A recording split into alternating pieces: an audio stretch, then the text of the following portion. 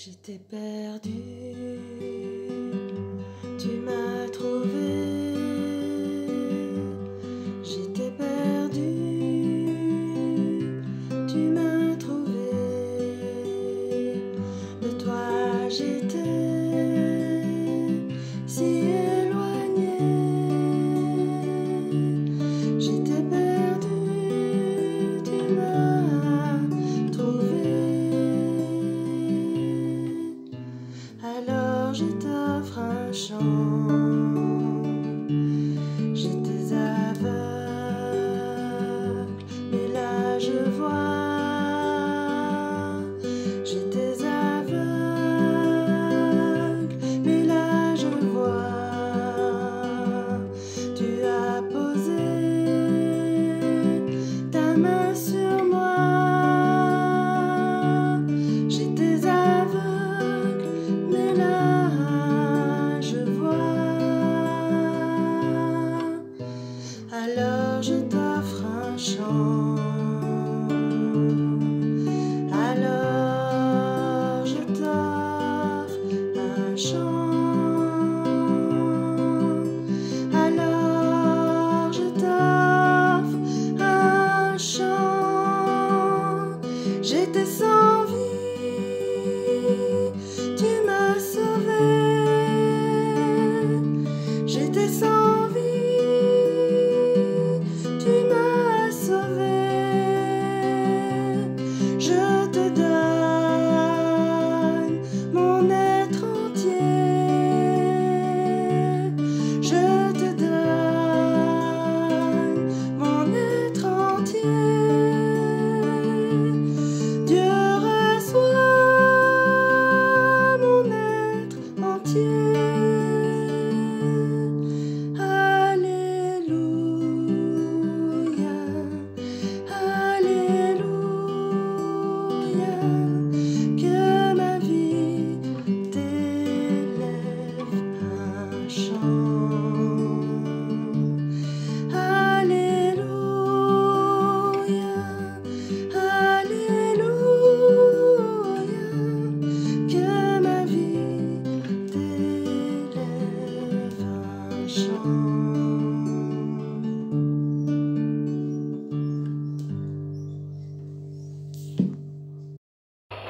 Alors, c'est l'habitude, c'est la semaine qui précède Pâques. Christ est notre Pâques, nous le savons. La Pâques, c'est le sacrifice, Christ est sacrifié pour nous. Et avant cette fête, il y a le dimanche des rameaux. Pourquoi les rameaux? Eh bien, je vais vous le partager maintenant. Les rameaux, c'est des choses qu'on cueille, chemin faisant, sur les chemins. C'est des plantes qui poussent à cette époque-là, on les cueille, on les recueille, on les met un peu en avant, c'est gratuit. C'est gratuit chez nous aussi, quoi qu'il faut pas aller dans les potagers des gens pour aller cueillir leurs fleurs, évidemment. Notre agneau pascal, Jésus est notre agneau pascal. Un agneau, c'est évidemment l'idée d'un sacrifice. Le peuple d'Israël a l'habitude, pas seulement Israël, mais en tout cas eux, en tant que peuple, ils ont l'habitude d'aller offrir un agneau à la fête de Pâques. Parce que Pâques, c'est pas seulement pour les chrétiens. La fête des chrétiens est un peu différente parce que ce n'est plus le souvenir seulement de la sortie, de la libération d'autrefois du temps de Moïse, c'est aussi le souvenir du grand sacrifice de notre Seigneur Jésus-Christ. Mais dans les deux cas, il y a cette fête qui précède cette fête de Pâques. Le dimanche qui précède Pâques, c'est le dimanche des rameaux, donc. Les rameaux ont beaucoup de sens. Ils ont beaucoup de choses à nous dire. La Pâque juive, parce que c'est d'elle qu'il faut s'inspirer pour comprendre la Pâque dite des chrétiens, eh bien, chez les Juifs, le rameau, c'est ce qui précède de la libération. Le peuple a été libéré de l'esclavage. Ils ont été esclaves pendant beaucoup d'années. Et puis ils ont pu traverser cette mer Rouge, et ils ont pu ensuite rendre grâce à Dieu, imparfaitement sans doute, mais rendre grâce à Dieu pour cette libération. Et ils vont commémorer ça au fil des siècles et des années. Nous aussi, nous sommes un peu, avant de devenir chrétiens, esclaves. On n'est pas des esclaves comme on le comprend habituellement, mais on est esclave d'un tas de choses. Aujourd'hui, c'est un peu dans l'air du temps, on est esclave de la drogue. Voilà. Il y a des gens qui se droguent tout le temps. Pourtant, souvent ils disent on a envie d'être libéré, mais c'est trop fort, c'est plus fort que nous, on ne sait pas. Alors on suit des cures, mais c'est difficile. Il y en a qui sont esclaves de gagner beaucoup d'argent. Alors on va tout faire pour en gagner de l'argent. Et qu'est-ce qu'on fait avec cet argent qu'on a gagné? D'autres sont esclaves de l'amour. On butine. On change de partenaire à tout bout de champ. Et d'autres sont esclaves de beaucoup d'autres choses. Et le dimanche de Ramos, c'est ce dimanche qui précède justement Pâques. Pâques où le libérateur donne sa vie pour être sauvé. Et le dimanche de Ramos, c'est cette préparation. On se prépare en famille, ça se faisait en famille, hein, et on va à Jérusalem. Et pour ceux qui ne sauraient pas aller à Jérusalem, il y a des lieux de culte à droite, à gauche, mais généralement on essaie d'aller à Jérusalem. On va aller au temple. On va aller dans la grande assemblée. Et on va se réjouir. Et les prêtres, les hommes, les chefs, les responsables juifs ont du plaisir à raconter comment autrefois Dieu a libéré ce peuple alors qu'ils étaient esclaves en Égypte. Vous vous souvenez de tout ça comme moi? Tout un peuple esclave d'un pouvoir égyptien. Ils voulaient sans doute être débarrassés, mais ce n'était pas possible, sauf quand Dieu est intervenu. Et Dieu est intervenu. Et ce peuple a été libéré. La mer s'est transformée. Elle a laissé le passage ouvert à ce peuple pour entrer dans la terre promise. Oh, ce n'était pas tout à fait la terre promise encore. Il y avait encore du chemin. Mais la terre était en vue. C'est comme pour nous aujourd'hui. Nous sommes chrétiens, nous avons reçu Christ. Si nous ne l'avons pas fait, c'est aujourd'hui l'occasion de le faire, de dire au Christ, voilà, moi j'ai envie d'être ton enfant, ta fille, ton fils. J'ai envie que tu deviennes mon maître, mon patron. J'ai envie de suivre tes commandements. J'ai envie un peu tout ça, quoi. Eh bien, c'est le bon jour pour prendre cette décision. Parce que c'est une décision qu'on prend chacun pour soi. Ce n'est pas parce qu'on est protestant ou qu'on est catholique ou on est encore autre chose que notre place est réservée au ciel. Mais c'est quand je fais le choix. Parce que Dieu est poli. Il nous fait des choix. Choisis aujourd'hui qui tu veux suivre. Mais tu choisis toi. Toi, suis-moi. Je te rendrai heureux pour l'éternité.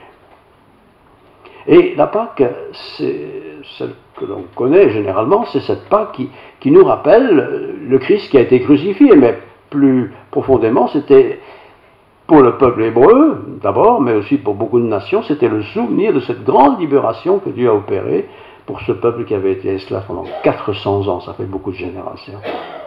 400 ans.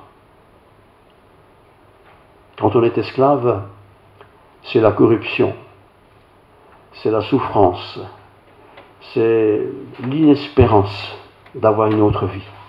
C'est l'esclavage. Un esclave est esclave, il n'a rien à dire. Et si le patron n'est pas content, on le fouette. Et s'il n'est pas encore content, on le fouette encore un peu plus. On a besoin d'être libéré. Parce que nous sommes peut-être aussi esclaves de quelque chose, ou d'une habitude, ou d'une façon de faire. Alors ce matin, je voudrais simplement partager un sujet qui nous invitera à quitter la corruption induite par le péché pour entrer dans la libération. Une libération que Dieu nous offre et que Dieu veut offrir à tous les humains, sans exception. Les Égyptiens ont assisté à ça, mais bien sûr, ils n'ont pas voulu de ce Dieu des Hébreux, quoique certains ont suivi quand même le Dieu des Hébreux après. Les Hébreux étaient heureux de pouvoir bientôt, ça a duré 400 ans, ça fait beaucoup de générations, bientôt entrer dans cette terre promise. Mais ceux qui ont participé à cette traversée de cette mer et d'arriver dans ce pays promis, quelle joie ont dû être la leur. Mais aussi, c'était pas tout cuit. Il fallait s'installer, il fallait conquérir, il fallait prendre place, il fallait se transformer, se laisser transformer par la parole de Dieu. Dieu plutôt avait un jour frappé les premiers-nés, vous vous souvenez de ça? Tous les premiers-nés. Tous les premiers-nés qui n'avaient pas la marque sur la porte, la marque à faire avec du sang. Tous les premiers-nés de ces familles étaient morts. mort par la volonté de Dieu. C'était horrible. Les parents se levaient, le fils était mort, ou la fille, non, c'était le fils. Mort. Alors, pour que l'ange de l'Éternel ne frappe pas la maison, qu'est-ce qu'il fallait faire? Il fallait tuer un agneau, prendre son sang, et mettre son sang sur les montants et sur les linteaux des portes, de la porte.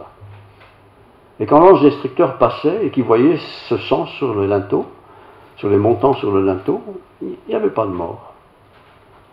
Et cette illustration pour le peuple d'Hébreu, qu'ils ont connu, qu'ils connaissent encore, a été reprise dans la personne de notre Seigneur Jésus-Christ. Et quand Jésus-Christ est ressuscité, et puis on connaît bien l'histoire, les gens ont voulu se souvenir d'une manière concrète de tout ce que Jésus avait fait. Et ils n'allaient pas sacrifier tous les samedis un agneau ou tous les dimanches. On le faisait une fois par an à la période de Pâques, qui était en fait le souvenir de la sortie d'Égypte et des ancêtres. Et les premiers chrétiens ont voulu aussi honorer Dieu en mettant du sang sur les portes. On est au début du christianisme, il fallait bien se faire connaître, il fallait bien vivre, il fallait bien témoigner. Eh bien, ça se faisait. Et ça se fait encore de nos jours auprès des chrétiens juifs, mais aussi des juifs qui mettent ce sang sur les montants des portes.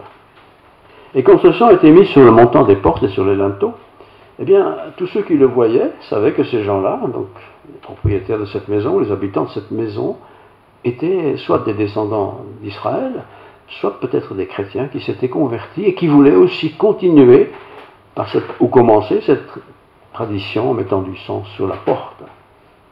Respect. Et je me suis dit, tiens, et nous, qu'est-ce que nous faisons pour marquer que nous sommes chrétiens? Pas pour dire je suis chrétien, mais pour marquer que nous avons Dieu dans notre vie. On va bien sûr pas tuer une poule et prendre le sang et le mettre sur la porte, ça ne se fait pas. On aurait d'ailleurs bien des soucis de le faire.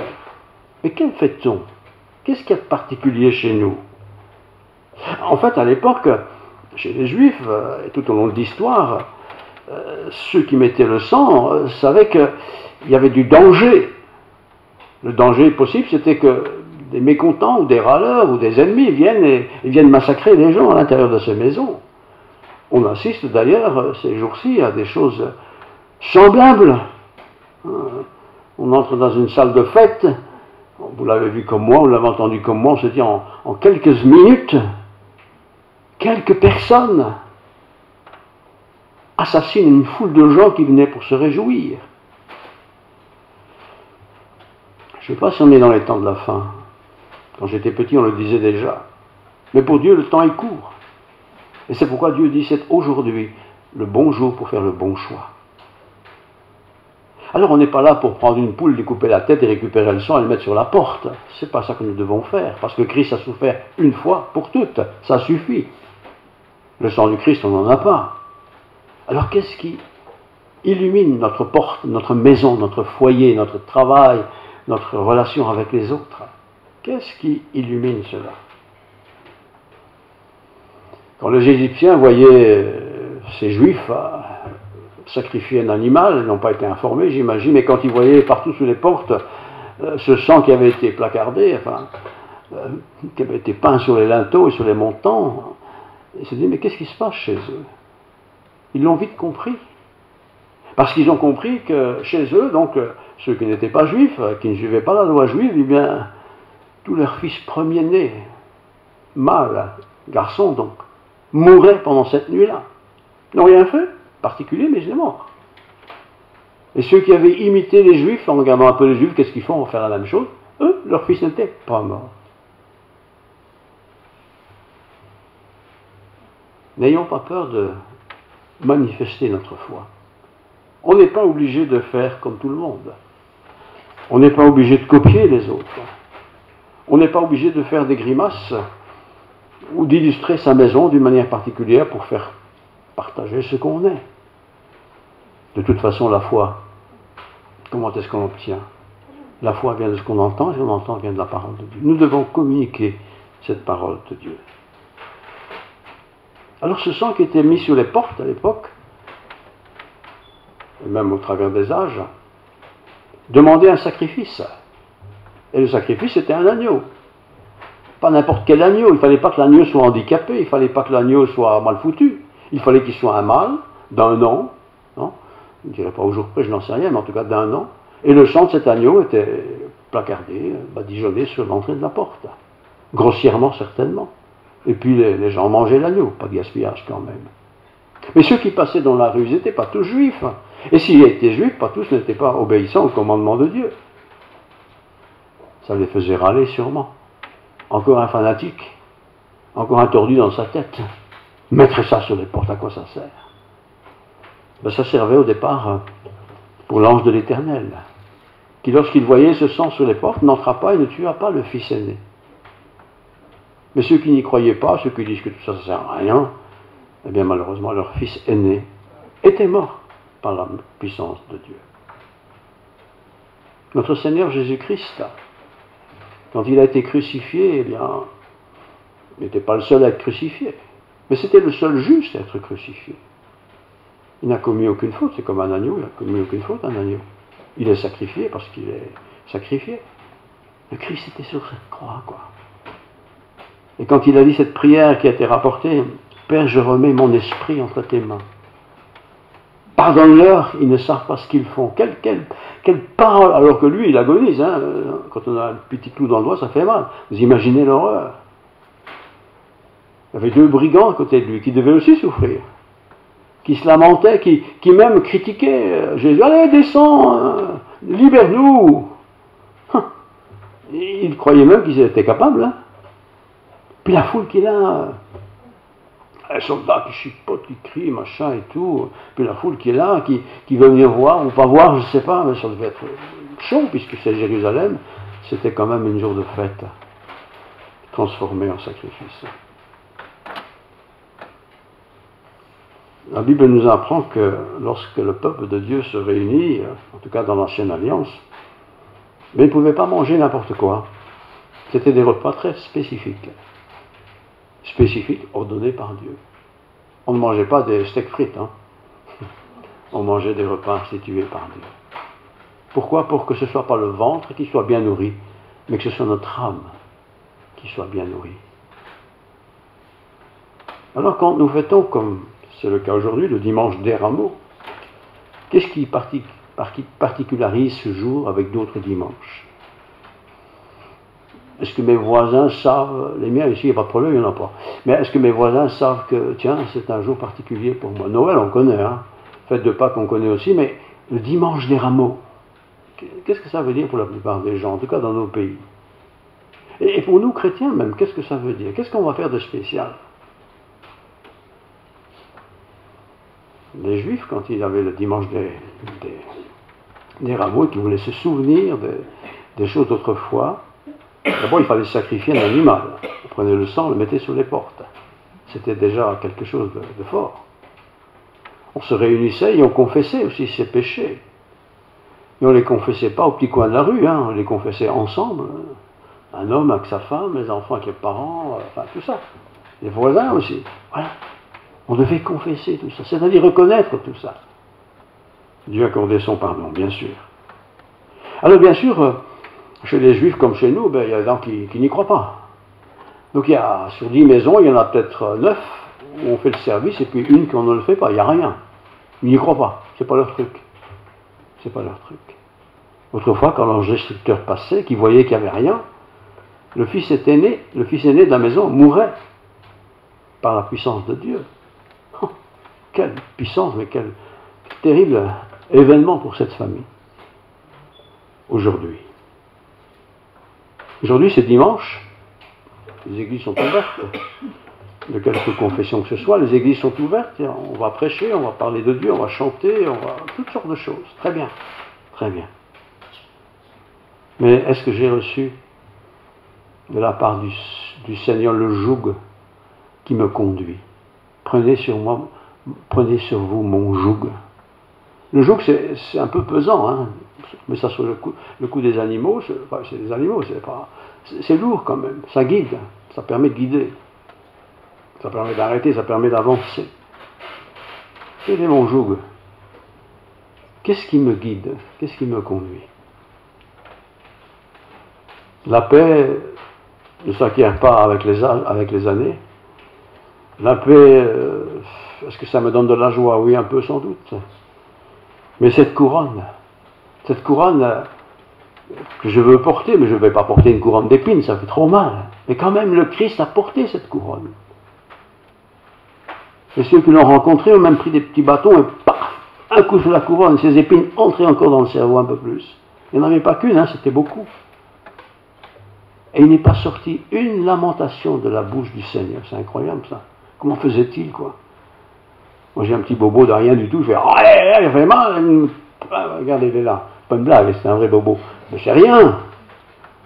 Mais vous imaginez votre tête, là. Les épines, paraît-il, elles ont 4 cm de long. On fait un rond avec, un cercle, on met ça sur la tête, là. Et les soldats qui passaient là prenaient leur bateau, paf, dessus. Paf, ça rentre dedans. Chaque fois. Terrible. Et il est dit que aucune lamentation ne sortit de la bouche du Seigneur. Je ne sais pas comment il a fait. Je ne sais pas. Nous, on a mal. Aïe, aïe, aïe, aïe, on va quasiment mourir pour une petite affaire, hein, qui est importante d'ailleurs. Qui est important. Le dimanche des rameaux, c'est une belle journée, je trouve. Mais je remarque bien, il n'y a aucune émission qui parle du dimanche des rameaux. Aux informations, je n'ai pas regardé, il faut dire la vérité, mais je pense qu'il n'y a pas grand-chose, on n'y rien. Mais même dans nos églises, après tout, qu'est-ce qui reste? Qu'est-ce qui reste? Parce que ce dimanche des rameaux prépare un peu la fête de Pâques. Pâques, c'est pas simplement les bonbons et les chocolats qui vont être vendus à un bon prix la semaine prochaine, pas dimanche prochain. Non, les rameaux, c'est autre chose. C'est se souvenir que on a été autrefois esclaves et maintenant nous sommes libérés par le sacrifice d'un animal, c'est un symbole, par le sacrifice de quelqu'un, et celui-ci, c'est le Christ qui a été sacrifié pour nous. Quand à l'époque, les Juifs préparaient cette sortie prochaine de l'esclavage, ils devaient être debout. On sacrifie l'animal, on le met sur la porte, l'ange destructeur ne passera pas, mais vous devez être debout. Vos valises doivent être prêtes, car un signal donné, vous quitterez l'esclavage pour entrer plus tard dans le pays promis. C'est violent, ça. C'est plein de violence, cette histoire. Plein de violence. Mais vous savez, la conversion, c'est violent. Hein? Parce que quand on se convertit, c'est violent. Ce qui est violent, c'est qu'on va quitter peut-être des amis, des copains. On va peut-être quitter des pratiques que nous avons depuis si longtemps, des manières de faire. On va quitter tout ça. Et on va le quitter vraiment. Parce que ça ne plaît pas à Dieu. Et en même temps qu'on quitte tout ça, qu'on abandonne tout ça, on permet quelque part à Dieu, par son Saint-Esprit, par la connaissance que nous avons de la parole, d'avoir une vie transformée. Nos sentiments sont-ils transformés? Dans des églises, beaucoup d'églises d'ailleurs, on profite du dimanche des rameaux pour aller chercher des rameaux, des branches qui commencent à fleurir. Là. On les coupe et les enfants viennent dans les églises avec ça. Et c'est très sympathique, mais ça fait un peu beaucoup de bazar après. Mais voilà, les enfants viennent avec ça. Est-ce qu'ils sont informés pourquoi on fait ça? Hein, c'est joli, c'est mignon, on fait des photos, hein, comme ça quand ils seront grands, on pourra dire, ils te rappellent, voilà. C'est beau. Mais le dimanche des rameaux, c'est pas ça. C'est la préparation à une fête qui est une triste fête. Pas la fête du vendredi saint, parce qu'on appelle le vendredi saint, où on se rappelle la crucifixion de Jésus-Christ, mais une préparation à la résurrection de Jésus-Christ. Et ce qui fait notre joie, frères et sœurs, chers amis, chers vous tous, c'est bien sûr pas seulement la crucifixion, elle a été faite une fois pour toutes, mais c'est sa résurrection.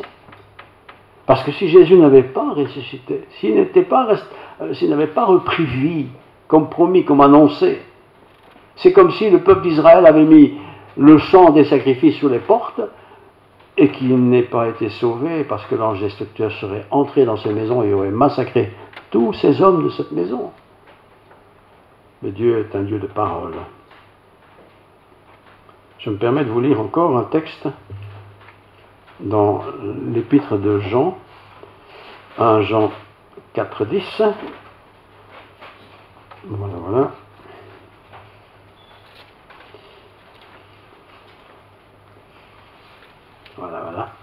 Donc c'est 1 Jean 4, 10. Cet amour, l'amour de Dieu est manifesté envers nous en ce que Dieu a envoyé son Fils unique dans le monde afin que nous vivions par lui. Ça, nous le savons tous. Et cet amour consiste non point en ce que nous avons aimé Dieu, mais en ce qu'il nous a aimés et qu'il a envoyé son Fils comme victime expiatoire pour nos péchés. Je relis parce que c'est un beau verset, 1 Jean 4.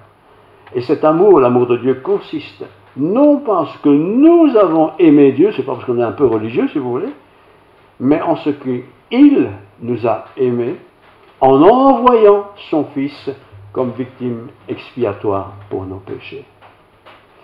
Et le dimanche des Rameaux, c'est l'occasion rêvée pour se remémorer ces choses-là, ou de les découvrir. Christ a donné sa vie pour moi. C'est comme si je disais, je vais prendre symboliquement une couleur rouge et le mettre sur les linteaux, sur les montants des portes et sur le linteau de ma maison, en disant, voilà, chez nous ici, nous savons que Christ a donné sa vie, et il l'a donné pour nous. Quand on a compris ça, on a compris l'essentiel de la Bible. Et ça doit être visible. Chez les Juifs, Israël, quand on met le sang c'est le sang d'une brebis ou d'un sacrifice, sur les murs, c'est un peu grossier comme ça se voit de loin. On ne l'efface pas à la brosse dure pour qu'on ne voit plus rien, on le laisse, il faut que ça se voie. Il faut que ça se voie, mais il faut que ça se vive aussi. Il faut que ça se vive. Alors, est-ce que moi je vis? Est-ce que ma façon de vivre, ça se voit qu'on a quelque chose que d'autres n'ont pas? C'est pas pour dire que moi j'ai quelque chose que vous n'avez pas, mais j'ai quelque chose de la foi que beaucoup n'ont pas. C'est pas un rite, c'est pas parce que je vais à l'église, c'est pas parce que... Non, c'est pas tout ça. C'est une façon de vivre. Et le sang qui était mis sur les linteaux, chez les Juifs, donc, c'est un sang qui devait être frais, pour qu'on le voit bien. Il était rouge. C'était pas du vieux sang d'il y a 15 jours, hein, c'était rouge, vif. Et les gens qui passaient disaient, tiens, eux ils participent. Est-ce que nous témoignons de notre foi? Est-ce qu'on voit quelque part le sang rouge, vif, sur notre vie? Je vous laisse avec cette question. Et si vous dites, ben moi je suis pas tout à fait comme ça, moi j'aime être discret, soyez pas discret pour Dieu. Vivez votre foi. Vivez votre foi. Vous allez au restaurant, n'ayez pas peur de prier à haute voix. C'est pas grave ça. On parle bien à haute voix. Et les exemples, vous pouvez les imaginer, vous en avez sûrement autant que moi. Dimanche des Rameaux prépare le jour du sacrifice. Pas de la résurrection, du sacrifice et de la résurrection. Pour se convertir, il faut se préparer. Et il faut accepter qu'il y ait du sang sur ma porte. Se convertir, c'est accepter que ma vie, je la sacrifie. Cette vie que j'ai toujours eue, que j'ai toujours voulu avoir, mais je veux maintenant la changer, la transformer en une vie en l'honneur du Seigneur. Que toute cette semaine soit pour nous tous une semaine de joie, de plénitude. N'ayons pas peur d'y penser, de réfléchir, de lire dans la Bible, il y a assez de textes. Voilà. N'ayez pas peur de vivre votre foi. Et un petit truc, hein. Demain vous allez travailler, vous allez retourner à l'école, tiens, hier c'était une fête, hein, une fameuse fête, ah bon, il y avait une fête hier? Ouais, vous pouvez lui dire. C'était une fête que nous avons fêtée, hein, vous avez fêté ça, vous avez fait ça. C'est parti, mon kiki. Et on va vous poser des questions et vous allez raconter. Et vous allez être remarqué pour une bonne cause. Prions. Seigneur, merci pour ta parole. À ce dimanche des Rameaux, dans ton peuple juif, il est pratiqué d'une manière intense, visible, matérielle. Chez nous chrétiens, on profite du temps de congé ou du temps d'un bon repas, mais c'est tellement autre chose, car il nous prépare à la fête de Pâques, à la fête de la résurrection, à la fête de la vie. Seigneur, que nous puissions méditer ces choses. On n'est pas obligé de faire de grandes choses, mais méditer, mettre à part un peu de temps, de nos vies, d'ordre dans notre façon de vivre. Et si quelqu'un nous pose des questions, que nous puissions répondre. Oui, gloire à ton nom. Amen.